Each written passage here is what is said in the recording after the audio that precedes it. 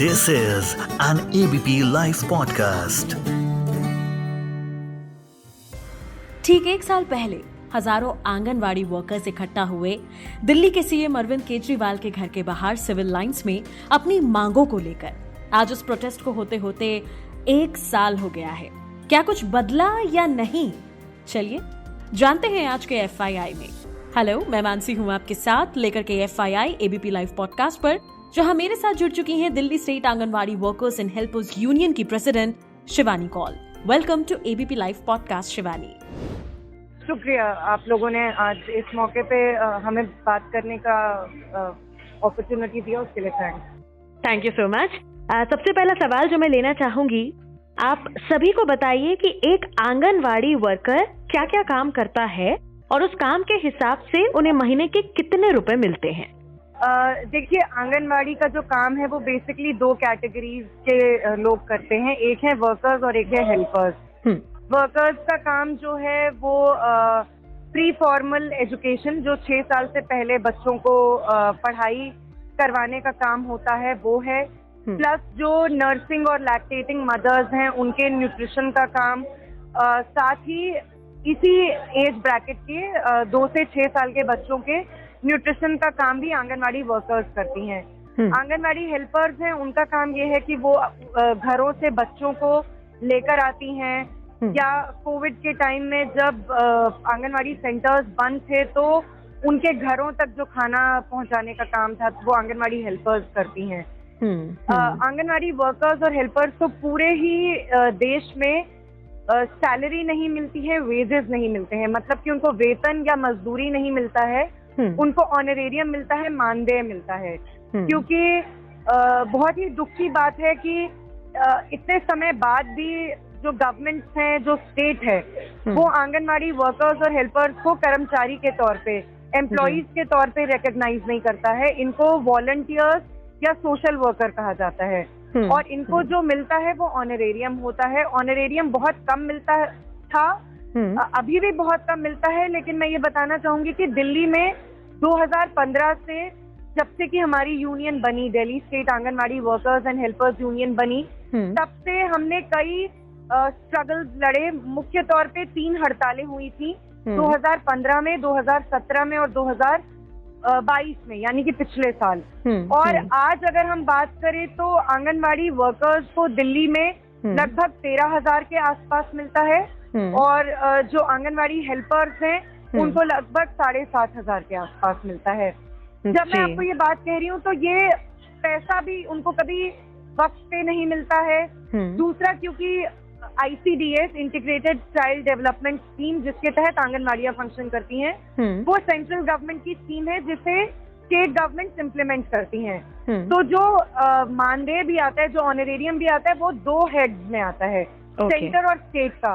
और अमूमन ऐसा होता है कि आंगनवाड़ी वर्कर्स को स्टेट के हेड का पैसा आ जाएगा तो सेंटर का नहीं आएगा, सेंटर का आएगा तो स्टेट का नहीं आएगा। तो आप कभी इतना नहीं बोल सकते हैं कि लमसम में उनको इतना पैसा 1 महीने में मिल जाता है, नहीं मिलता है। लेकिन हाँ, कागजों पर यही दर्ज है कि आंगनवाड़ी वर्कर्स और हेल्पर्स को दिल्ली में लगभग 13,000 और 7,500 मिलता है। और मैं इसमें कैविएट के तौर पे जोड़ना चाहूंगी कि ये बिना संघर्ष के पॉसिबल नहीं था, क्योंकि 2015 में आंगनवाड़ी हेल्पर्स को 2,500 मिलता था और आंगनवाड़ी वर्कर्स को 5,000 मिलता था।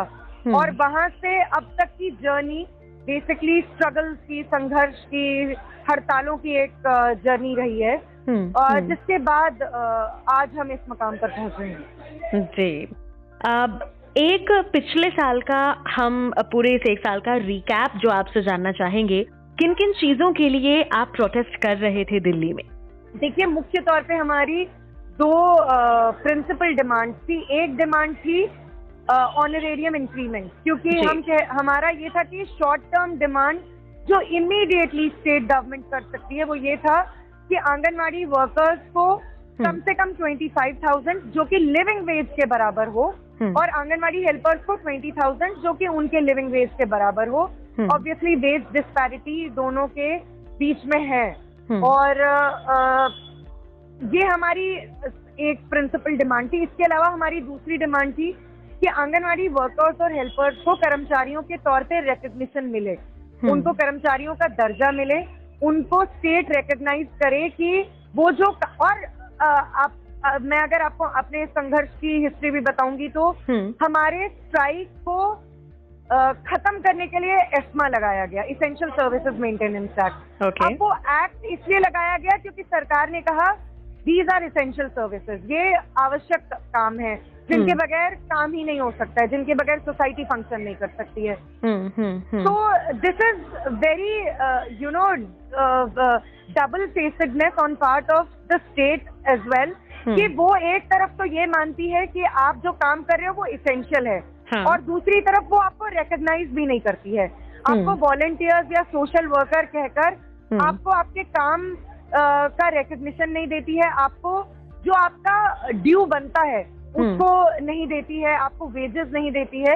तो ये दोहरापन भी हमें इस पूरे स्ट्रगल के दौरान दिखा। लेकिन हाँ, हमारी जो दो डिमांड्स थी कि हमारा फौरी तौर पे इमीडिएटली ऑनरेरियम इंक्रीमेंट हो, और दूसरा हमें हमारे काम को रिकग्निशन मिले, हमारा रेगुलराइजेशन हो, और जो सारे बेनिफिट्स किसी भी गवर्नमेंट एम्प्लॉई को मिलते हैं, ESI, PF, मैटरनिटी लीव का बेनिफिट, सर्दी गर्मियों की छुट्टियां, पेंशन, ये सब हमें मिले।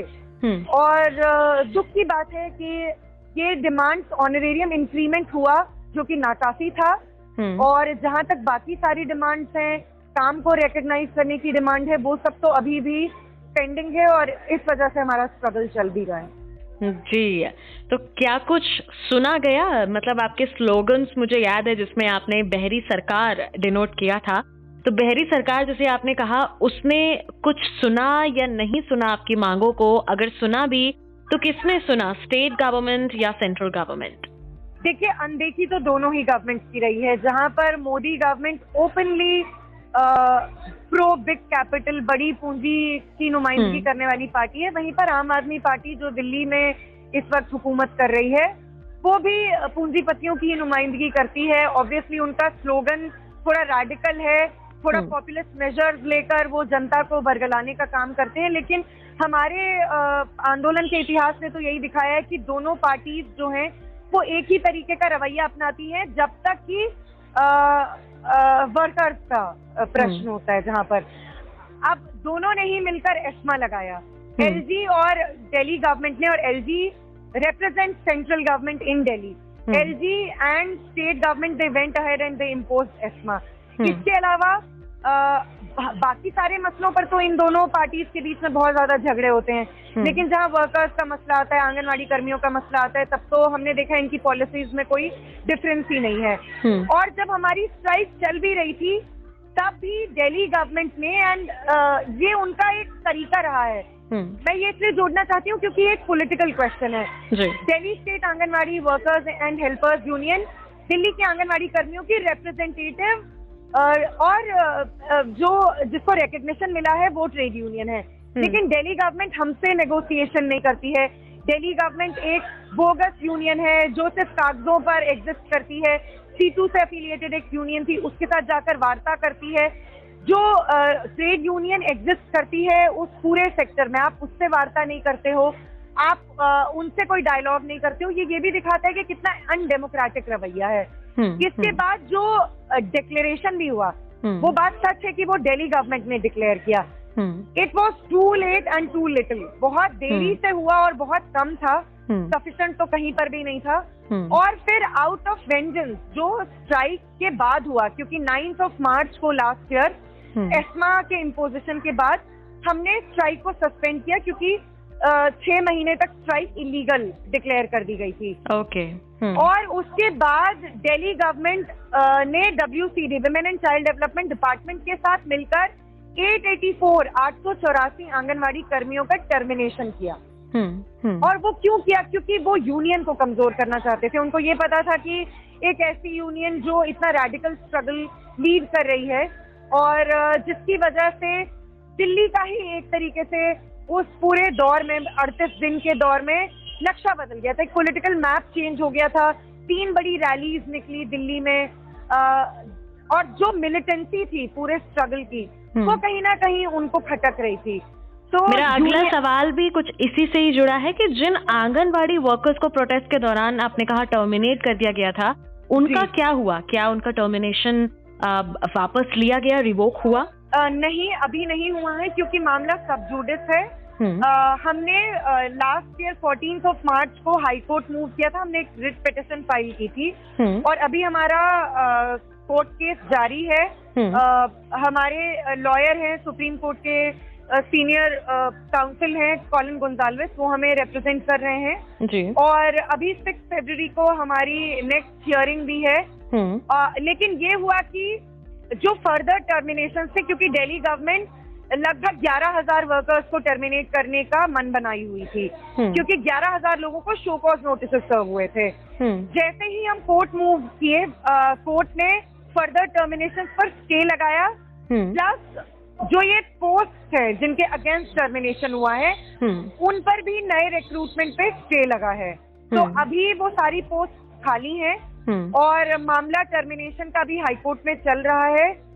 और हमें उम्मीद है, क्योंकि डेफिनेटली इलीगल टर्मिनेशन है, अनकॉन्स्टिट्यूशनल है।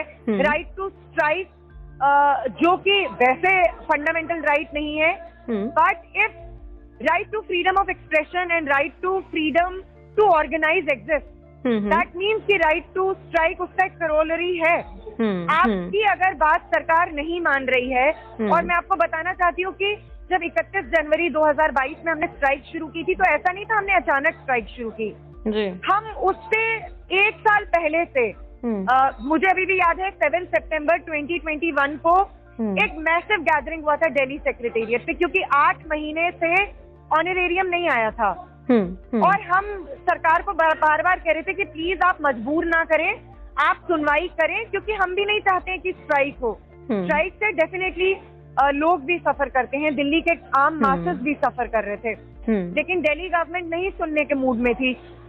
और उसके बाद हमने 2022 में 1 दिन की स्ट्राइक की थी 6 जनवरी को, और फिर जब तब भी नहीं सरकार ने सुना, तब हमने 27 जनवरी को उनको नोटिस दिया कि अगर अब आप नहीं मानेंगे तो हम 31 जनवरी से स्ट्राइक पर जाएंगे। तो ऐसा नहीं है कि सरकार नहीं जानती थी कि प्रॉब्लम्स हैं, और सरकार ये नहीं जानती थी कि आंगनवाड़ी वर्कर्स और हेल्पर्स बहुत ज्यादा परेशान हैं। लेकिन इन चीजों पर ना तो सेंट्रल गवर्नमेंट ने ना स्टेट गवर्नमेंट ने ध्यान दिया। उसके बाद स्ट्राइक हुई और सारे शो कॉज नोटिसेस और सारे टर्मिनेशन ऑर्डर्स में एक ही बात कॉमन है, participation in strike, that you participated in strike and that's why we are terminating your services, which is totally unconstitutional. तो हमें यकीन है, क्योंकि हम सॉलिड ग्राउंड पे हैं, और डेफिनेटली अगर जुडिशरी का ये क्लेम कि वो प्रो पीपल है, अगर ये क्लेम कहीं पर भी सही है और इसमें आयोटा ऑफ ट्रूथ है, then they should give a pro worker judgment because there is no other way around it. तो मैं उस पर तो नहीं ज्यादा बोल सकती हूँ क्योंकि मैटर सब जुडिस है, लेकिन हाँ, गवर्नमेंट ने टर्मिनेशन को रिवोक नहीं किया है। बिल्कुल। अच्छा, कुछ हमारी वर्कर्स से बात हुई है, आंगनवाड़ी वर्कर्स से शिवानी, और पता लगा है कि अभी कुछ ही दिनों में, हाल फिलहाल ही, जो रुका हुआ पैसा था वो एकदम से आया है। ये भी सुना है कि पूरा पैसा मिलेगा, तो इस पर आपका क्या कहना है? क्या अब भी आप प्रोटेस्ट जारी रखेंगी? बिल्कुल। सबसे पहले तो मैं ये कहना चाहूंगी, ये पैसा भी जो उनका ड्यू था, ये रिलीज इसलिए हो पाया क्योंकि लगातार हमारे स्ट्रगल्स, हमारे एजिटेशन चल रहे थे, और फिर डिपार्टमेंट ने, WCD डिपार्टमेंट ने रिटन में हमें अश्योरेंस दिया कि आने वाले 10 दिन के भीतर, 15 दिन के भीतर हम पैसा रिलीज करेंगे, और उन्होंने पैसा रिलीज करना शुरू कर दिया। लेकिन मैं ये बोलूंगी कि ये वो चीजें नहीं है जिनके लिए हमें स्ट्रगल करना पड़ रहा है। मतलब इट्स सो ट्रैजिक कि जो हमने काम किया उसका पैसा भी हमको मिले, उसके लिए भी हमें एजिटेशन करना पड़ता है। यहाँ पर अभी हम ये भी नहीं कह रहे हैं कि हमें बढ़ा हुआ मानदेय दो या हमें आप परमानेंट करो। ये बेसिकली अभी जो हम एजिटेशन कर रहे हैं वो ये है कि जो रुका हुआ पैसा है, जो सेंटर का फंड है, जो स्टेट का फंड है, प्लस आंगनवाड़ी सेंटर्स आपको पता है परमानेंट एस्टैब्लिशमेंट्स नहीं है, रेंटेड जगहों पे चलते हैं, तो आप रेंट नहीं देते हो। आप रेंट नहीं दोगे तो जो मकान मालिक है वो तो हमें कहेंगे ना आप खाली करो, तो हम कहाँ जाएंगे? तो अभी जो ये रुका हुआ पैसा है उसका एक बड़ा चंक तो रेंट है, जो मतलब 10 महीनों से रेंट नहीं आ रहा है, तो अब उन्हें रेंट की याद आई है। वो भी इसलिए क्योंकि यूनियन लगातार स्ट्रगल करती रही है। फिर जो इन्होंने हमें पैसा भी रिलीज किया है वो भी अभी पूरा नहीं आया है। देखते हैं, इनका कहे पर तो हमने कभी बहुत ज्यादा भरोसा किया नहीं है, लेकिन एजिटेशन हमारा जारी है और ये उस वक्त तक जारी रहेगा। फर्स्ट, सारे इलीगल टर्मिनेशंस रिवोक नहीं हो जाते हैं और सबकी बहाली नहीं हो जाती और सबको बैक वेजेस नहीं मिल जाते हैं। क्योंकि जो टर्मिनेटेड वर्कर्स है ऑब्वियसली वो रॉन्गफुली टर्मिनेट हुए हैं, तो उनको बैक वेजेस मिलना चाहिए। और दूसरा जो हमारा डिमांड है और जो रियल इशू है स्टेट पर, कि हमें एम्प्लॉइज का दर्जा दो, हमें परमानेंट करो, हमें रेगुलराइज करो। और ये जो पूरा एक स्कैम है ICDS के नाम पे जो चल रहा है, जिसमें औरतों का सस्ता श्रम जो है वो तमाम सरकारें निचोड़ती हैं, सोशल सर्विस के नाम पर वाहवाही लूटती हैं, लेकिन सच्चाई ये है कि औरतें बेसिकली बेगार खट रही हैं और बेगार अनकॉन्स्टिट्यूशनल है। लेकिन जो अभी चल रहा है, जो ये खुद मान रहे हैं कि हमने पैसा रिलीज किया, तो आप 8 महीने से 10 महीने से प्रिसाइसली उनसे बेगारी करवा रहे हो। आप फोर्स लेबर, आप बॉन्डेड लेबर करवा रहे हो, आप उनको पैसा नहीं दे रहे हो। तो बहुत सॉरी स्टेट ऑफ अफेयर्स है, this is how things are. Yes, बिल्कुल। आखिरी सवाल जो आपसे लेना चाहूंगी शिवानी वो यही कि आज 1 साल हो गया है इस प्रोटेस्ट को, आखिर में क्या कहना चाहेंगी?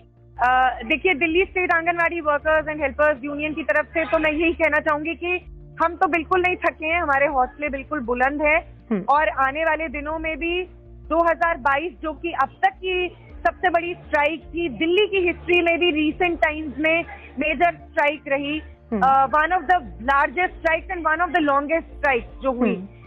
मेरा मानना है कि आने वाले दिनों में इससे भी बड़ी स्ट्राइक्स होंगी। आप ओप्रेस करके, दमन का चक्र चलाकर, आप धमकाकर मजदूरों को इकट्ठे होने से, उनको स्ट्राइक करने से नहीं रोक सकते हैं। डिपार्टमेंट लगातार ये करता रहा है, अभी भी कर रहा है। आज के प्रोग्राम में भी लोग ना शामिल हो सके, इसके लिए डायरेक्टिव जारी किए गए थे कि अगर आप जाओगे तो बहुत बुरा होगा। तो ये दिखाता है कि यूनियन की ताकत, और जिस वजह से इन्होंने टर्मिनेशन किए थे वो वजह कामयाब तो नहीं हो पाई, क्योंकि यूनियन उतनी ही स्ट्रांग है और हमारी वर्कर्स हेल्पर्स उतना ही डटे हुए हैं मैदान में।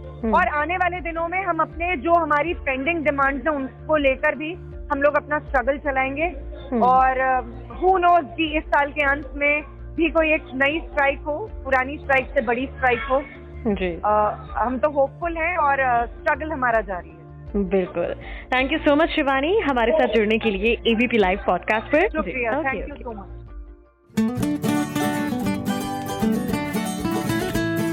This is an ABP Live podcast.